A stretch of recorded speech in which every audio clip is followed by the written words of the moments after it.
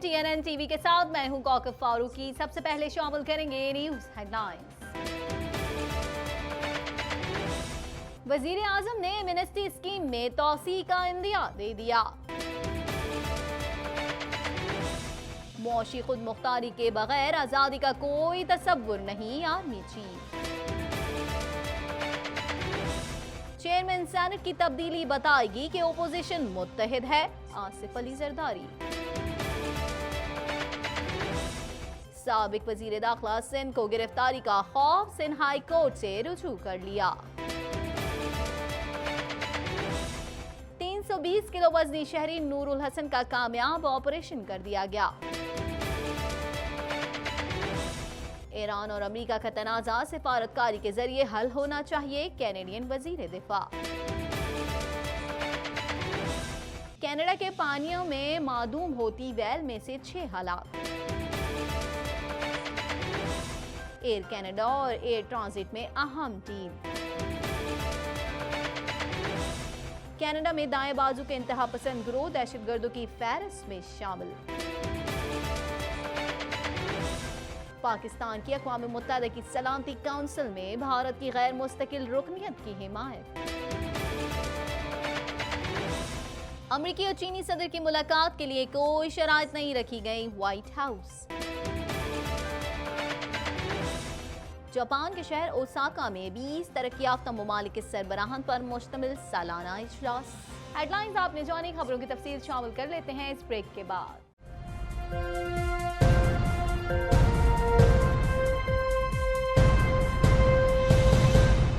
Bulletin में खुशामदीद। Bulletin के आगाज में सबसे पहले खबर शामिल करेंगे। वजीर आजम इमरान खान ने 30 जून को खत्म होने वाली एमनेस्टी स्कीम में तौसी का इंदिया दे दिया और कहा है कि बड़ी तादाद में लोग एमनेस्टी स्कीम से फायदा उठा रहे हैं और मजीद लोग फायदा उठाना चाहते हैं। मजीद अहवाल जान लेते हैं इस रिपोर्ट में।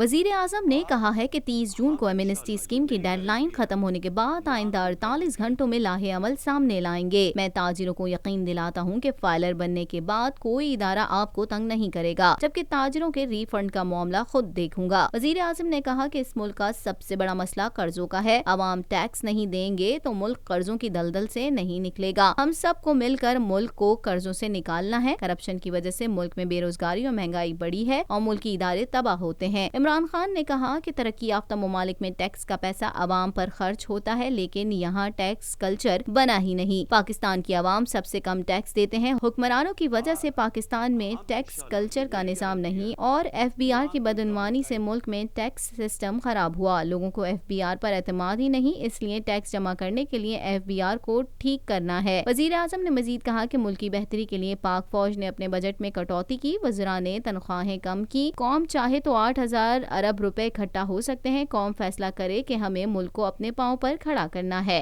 मैं बैठ के हम पूरी अब इसके बाद कंसंट्रेट करेंगे कि FBR को अब ठीक करें। और इसमें सबसे ज़्यादा चीज़ ये जो गवर्नमेंट की हम बात करते हैं, ज़्यादा से ज़्यादा टेक्नोलॉजी लेके आएंगे ताकि जो लोग टैक्स देते हैं उनका इंसानों से ना हो, उनका मशीनों से ज़्यादा हो। ये दुनिया के अंदर अब जिसको गवर्नेंस कहते हैं ये आ चुकी है। तो इंशाल्लाह वो तो मैं आपको गारंटी करता हूँ कि अब हमने इसकी रिफॉर्म्स करनी है। सारी गवर्नमेंट की भी रिफॉर्म्स करेंगे, लेकिन FBR के ख़ास तौर पे रिफॉर्म करेंगे। जहाँ आपने ये दूसरी बात की ना कि लोग डरते हैं, लोग डरते ठीक थे, क्योंकि लोगों को मुझे पता है खौफज़दा होते हैं कि जिस तरह की हमारे इदारों में करप्शन है। लेकिन मैं ये आज लोगों को गारंटी करता हूँ, आप अब इस एसेट डिक्लेरेशन पे आएँ, आप टैक्स नेट में आएँ और फाइलर बने, क्योंकि नॉन फाइलर गैर कानूनी चीज़ है। इसके बाद गैर कानूनी समझा जाएगा non filer. National defence university में कौमी मईशत पर सेमिनार से खिताब करते हुए आर्मी चीफ का कहना था कि हम मुश्किल मौशी सूरत हाल से गुजर रहे हैं। हम सबको मुश्किल हुकूमती इकदाम की कामयाबी के लिए अपनी जिम्मेदारियां निभाना होंगी ताकि हुकूमत के मुश्किल इकदाम कामयाब हो सके। मजीद जानेंगे इस रिपोर्ट में।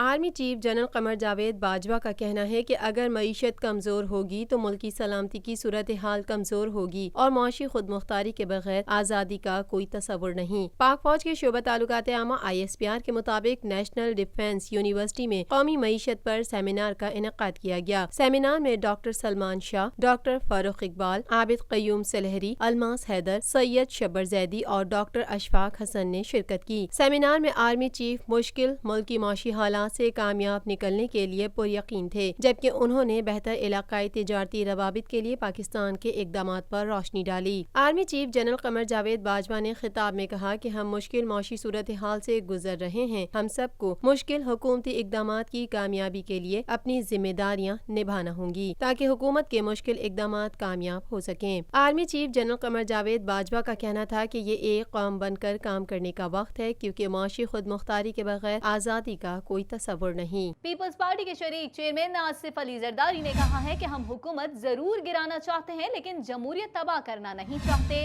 چیئرمین سینٹ کی تبدیلی بتائے گی کہ اپوزیشن متحد ہے۔ مزید جانتے ہیں اس رپورٹ میں۔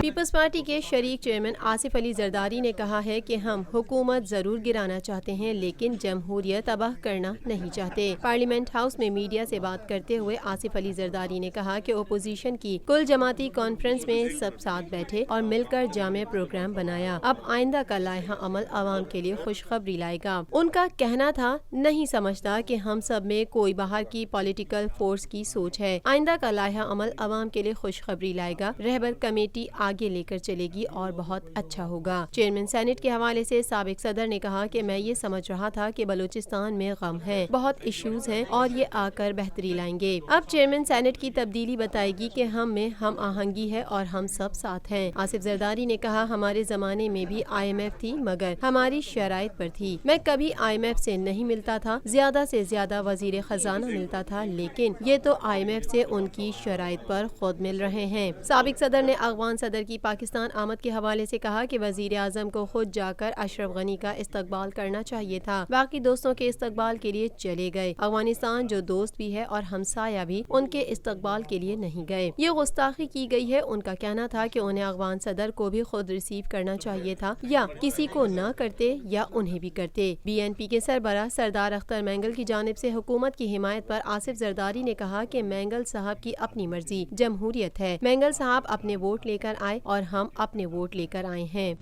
ایک برانچ سے 100 کروڑ روپیہ نکل رہا ہے باہر، لوگ چھپا رہے ہیں، لوگ لے جا رہے ہیں، لوگ کرنسی پہ اپنے اعتبار نہیں رہا ہے۔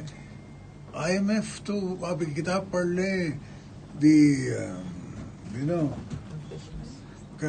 کنفیشنز آف اکنامک ہٹ مین، یہ تو ہمیشہ یہ ہوتی ہے۔ ہمارے زمانے میں بھی IMF تھی مگر ہمارے ٹرمز پہ تھی، ان کے زمانے میں IMF اپنے ٹرمز پہ آئی ہے، اور میں کبھی IMF سے نہیں ملتا تھا، وہ تو فائنانس سیکرٹری ملتا تھا، وہ بات کرتا تھا، میکسیمم فائنانس منسٹر مل لیتا تھا۔ تو آپ دیکھیں کہ، اور میں یہ بھی سمجھتا ہوں کہ آج جو گستاخی ہوئی ہے افغانستان کے ساتھ، کہ باقی دوستوں کو تو ہم ریسیو کرنے چلے جاتے ہیں۔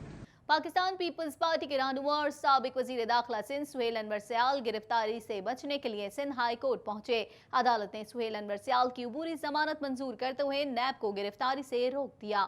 مزید جانیں گے اس رپورٹ میں۔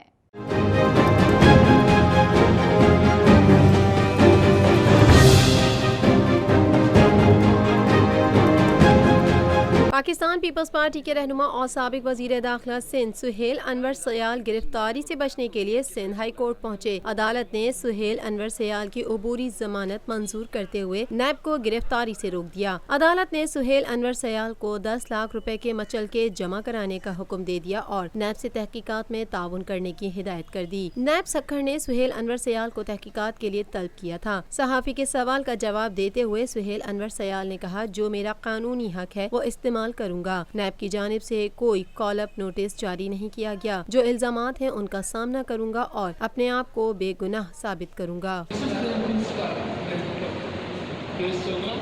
وہ جو بھی انکوائری ہے اس کو انشاءاللہ میں ایک لا ابائڈنگ سٹیزن ہوں اور اس کو فیس کروں گا.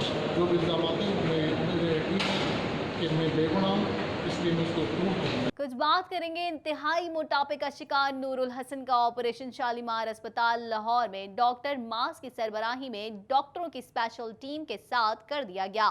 آپریشن میں خصوصی آلات استعمال کیے گئے ہیں اور آپریشن کے بعد اگلے 6 ماہ میں نور الحسن کا وزن 100 کلو کم ہو جائے گا. مزید جانتے ہیں اس رپورٹ میں.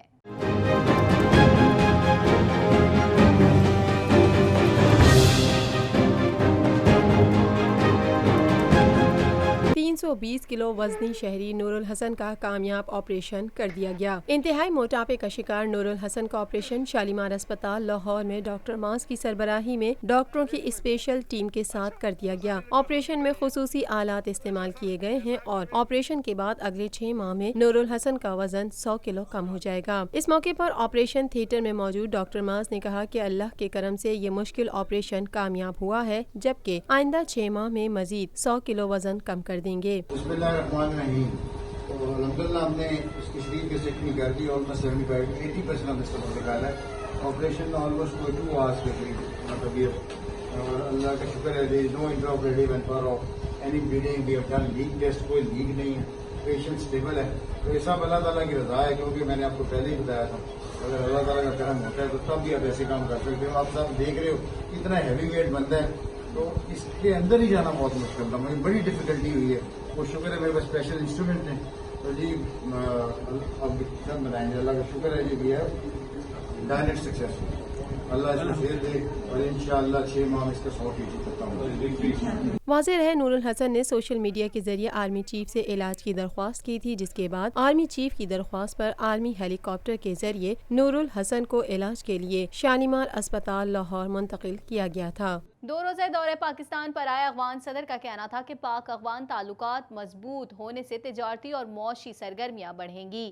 امن کے سفر کے لیے ہمیں مل کر قدم با قدم چلنا ہے. مزید جانتے ہیں اس رپورٹ میں. 2 روزہ دورہ پاکستان پر آئے افغانستان کے صدر اشرف غنی لاہور پہنچے, جہاں وزیر اعلیٰ پنجاب سردار عثمان بزدار نے ایئرپورٹ پر استقبال کے دوران افغان صدر اشرف غنی سے مصافحہ کیا. اس موقع پر وزیر اعلیٰ پنجاب نے معزز مہمان سے کہا کہ لاہور آمد پر دل کی گہرائیوں سے آپ کو خوش آمدید کہتے ہیں. افغان صدر کی آمد پاک افغان تعلقات کے نئے باب کا آغاز ہے. انہوں نے کہا کہ آپ کی آمد پنجاب کے لیے اعزاز ہے. اس دورے سے پاک افغان تعلقات مزید مستحکم ہوں گے. دونوں ممالک کے مابین تاریخی برادرانہ تعلقات موجود ہیں. وزیر اعلیٰ پنجاب عثمان بزدار نے افغان صدر اشرف غنی سے گفتگو کرتے ہوئے مزید کہا کہ پائیدار ترقی اور استحکام کے لیے امن ناگزیر ہے. انہوں نے یہ بھی کہا کہ پاک افغان تعلقات مضبوط ہونے سے تجارتی و معاشی سرگرمیاں بڑھیں گی. امن کے سفر کے لیے ہمیں مل کر قدم با قدم چلنا ہے. افغان صدر اشرف غنی نے اس موقع پر کہا کہ پاکستان کے دل لاہور آ کر دلی خوشی ہوئی ہے. واضح رہے کہ افغان صدر اشرف غنی گزشتہ روز 2 روزہ دورے پاکستان پر آئے ہیں. دورے کے پہلے مرحلے میں انہوں نے وزیر اعظم Imran Khan, army chief general Qamar Javed Bajwa, وزیر خارجہ شاہ محمود قریشی اور دیگر وزراء و حکام سے ملاقات کی. افغان صدر اشرف غنی نے اپوزیشن لیڈر اور مسلم لیگ نون کے صدر میاں شہباز شریف اور پاکستان پیپلز پارٹی کے چیئرمین بلاول بھٹو زرداری سے بھی ملاقات کی. مزید خبریں بھی بلیٹن کا حصہ ہوں گی مگر اس بریک کے بعد.